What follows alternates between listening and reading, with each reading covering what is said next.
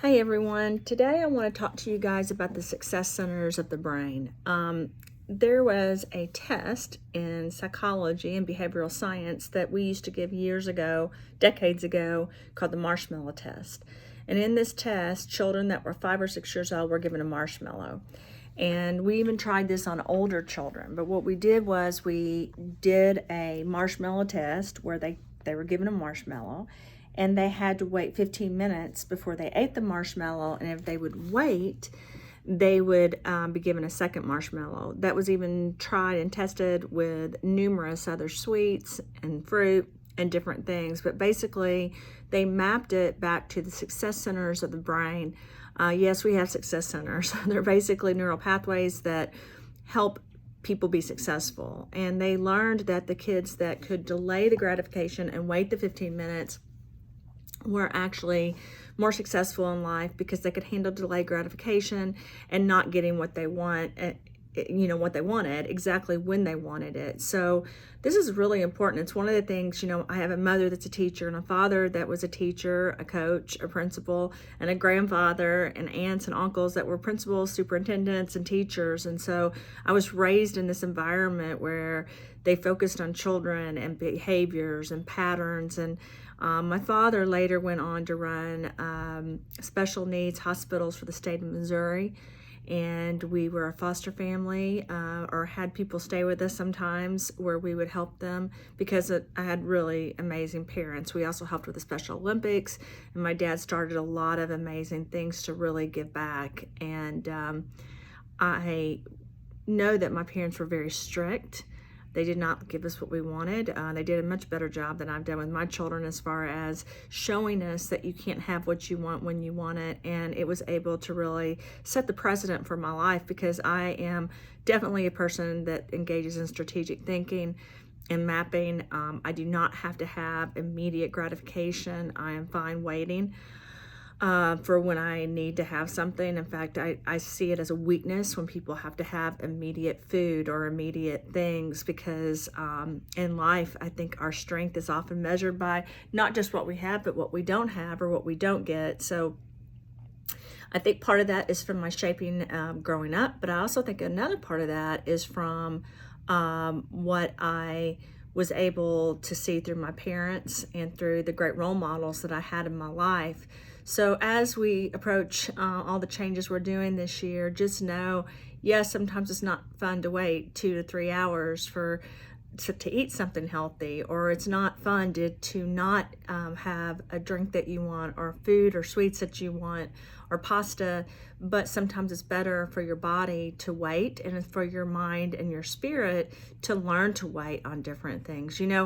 I have a lot of people that I feel like ask me questions on why I'm at RAIN International or why I'm the chairman of the International Seed Nutrition Society. And my answer is because I feel like it's a place where I can really help people. I can show proper nutrition and supplements and really educate people throughout the world. So it's an amazing opportunity to be able to do that. And I'm very, very thankful for it. I know that so many times in my life, people try to persuade me to do different things. And, life's a journey and we each have a path. And my decision has been based on really where I feel like my strengths are and where I can help people. The journey is long, so things change within our past, but my dedication has been to the formulas, to the patents, to the proprietary formulas and devices that I've been able to work on. And I'm very thankful for my ability to have an education. My undergraduate, was in 3 different schools actually, because I was at Southwest Baptist, then I went to Murray State, and then I went to South Alabama. I loved all 3 schools and really enjoyed it. I went straight from undergraduate to a graduate assistantship at South Alabama, where I did an internship at Alabama and at Spring Hill College, where I worked in student activities with the dean, worked with organizations and really trying to format what we're doing. In fact, a lot of people don't know this about me, but I started the freshman advisory board at South Alabama. I also worked as the person that was the liaison and the chairman over the Gay and Lesbian Association, and I was not gay or lesbian, but I wanted to make sure that in our university that people had an outlet where they could communicate and they could talk. I was also in student government, president of Panhellenic. I was very involved in activities that could really help people at the university. And the reason I was is because I wanted to make a stance where I could help people feel loved, help people feel healed, and make a difference, and not just be in classes. And I feel that way as a scientist.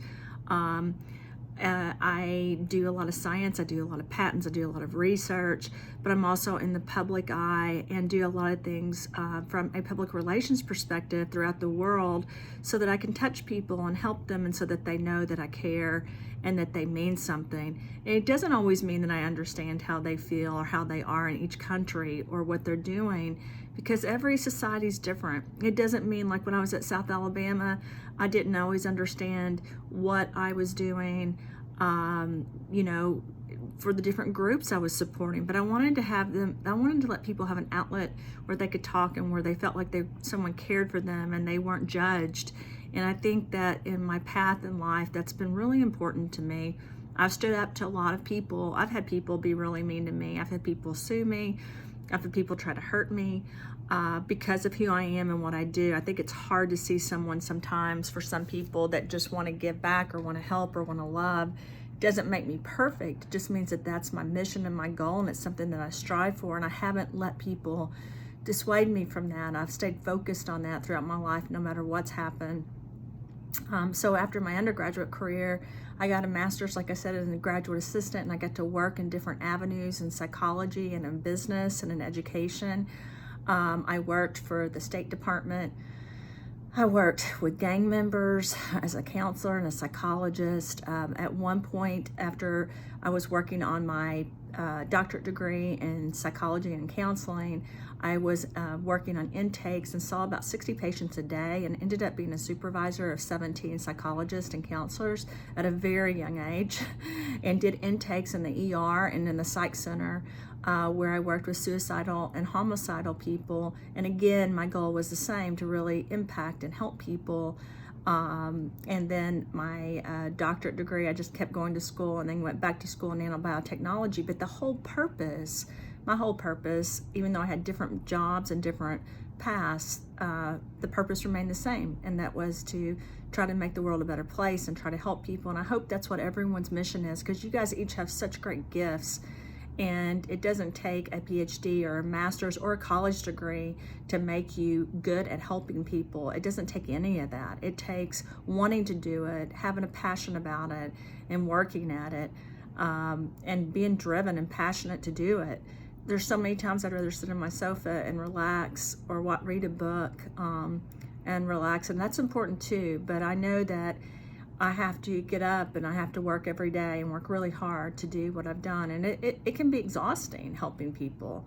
It's exhausting when you have a child and you're helping them all the time. It's exhausting when you travel or when you go into work every day, and it gets old, and it gets tiring. And I think sometimes we as people think that no one understands, but that path is really important. And to keep working and to keep doing something does involve the delayed gratification. Just like delayed gratification when you don't eat sweets and you wait, or you give up carbs for 2 weeks or sugar for 2 weeks, that takes conviction and drive. It also takes drive and conviction to get up every day and to try to help people and stay dedicated to that and not give up. And I want you guys to know I understand how it feels to want to give up. I understand how it feels to not feel appreciated. I understand how it feels to be attacked, to be hurt. I've gone through all of that. I failed many times in my life. I get angry, I get upset, I feel hurt, disappointed, just like you all. So you just have to stay and remain dedicated to what you believe in and what your mission is. And as I'm talking about in all the videos, you have to be dedicated to yourself. Don't give up on yourself. Even if everyone else gives up on you, don't, because I believe in a higher existence that loves us no matter what. And there's people out there that do care and that are in this world to help people. So as you focus on your mind, body, spirit, and soul, remember, delayed gratification is okay. being passionate and driven about what you want and rejecting what you don't want is important. The mind will accept what you give it. The body will accept what you give it, so you need to give it good things. And the body and the mind needs help taking away the bad things. So as you get discouraged, as you want to give in, just get back up and try again, because that's all that I ever do, and I think that's all that anyone ever does. Degrees don't make you better. What you look like doesn't make you better. Money doesn't make you better. But inside, you can make you better. And that's by focusing on eating, sleeping, thinking, doing the right things in life that are important to you and that will help other people. Thank you so much. I hope you have a great day. I look forward to talking to everyone soon.